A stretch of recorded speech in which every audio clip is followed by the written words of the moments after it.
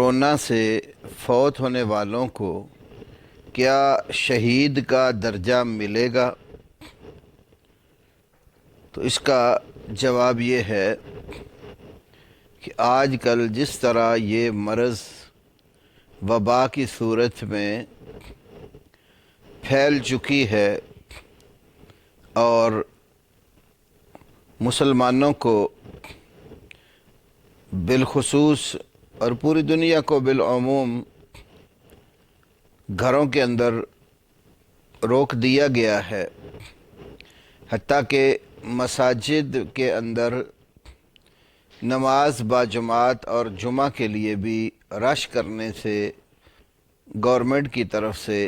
پابندی عائد کی گئی ہے، جس طرح صوبہ سندھ میں اور باقی بھی کئی جگہوں پر اس طرح کی پابندیاں عائد ہو گئی ہیں، اور بڑے بڑے طبی ماہرین اکٹھ زیادہ کرنے سے منع کر رہے ہیں۔ تو ایسی صورت میں جو مسلمان ہیں اور صحیح العقیدہ ہیں، وہ اگر گھروں میں محبوس ہونے کی وجہ سے یا اس بیماری کے لگ جانے کی وجہ سے ان کی ڈیتھ ہو جاتی ہے، موت واقع ہو جاتی ہے، تو امید کی جا سکتی ہے اللہ رب العالمین سے کہ ایسے مسلمان موحدین کو اللہ تبارک و تعالی شہادت کے رتبے پر فائز کر دے گا،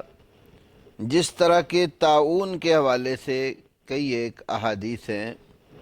جن میں سے ایک حدیث امام احمد ابن حنبل کی مسند میں 22,136 نمبر پر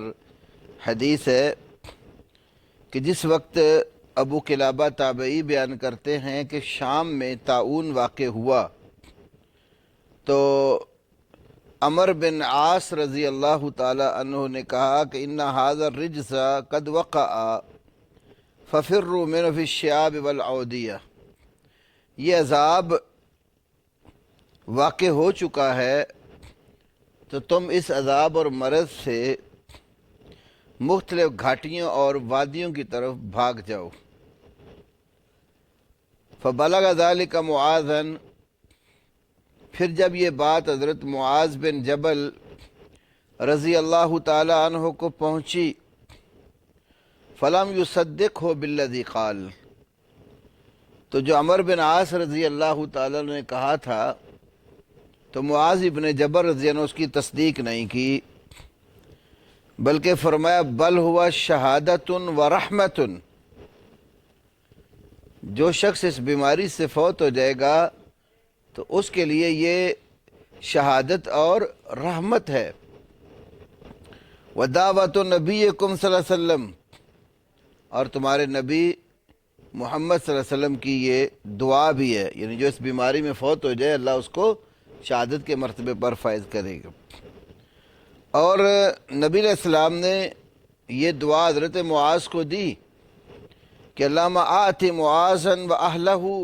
نصیبہم من رحمتک، اے اللہ معاذ اور اس کے اہل خانہ کو اپنی رحمت میں سے ان کا حصہ عطا کر۔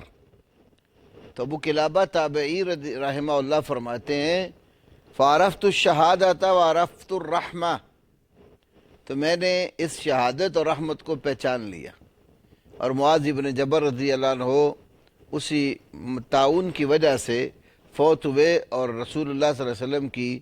دعا کے باعث وہ درجہ شہادت پر فائز ہو گئے۔ اس حدیث سے یہ بات اخذ کی جا سکتی ہے کہ مرض کی وجہ سے، اور خصوصاً یہ جو وبائی مرض ہے، کوئی مسلمان موحد وہ اس مرض میں فوت ہو جاتا ہے تو ہم اللہ سے امید کر سکتے ہیں کہ اللہ تبارک و تعالی اس کو درجہ شہادت پر فائز کر دے گا۔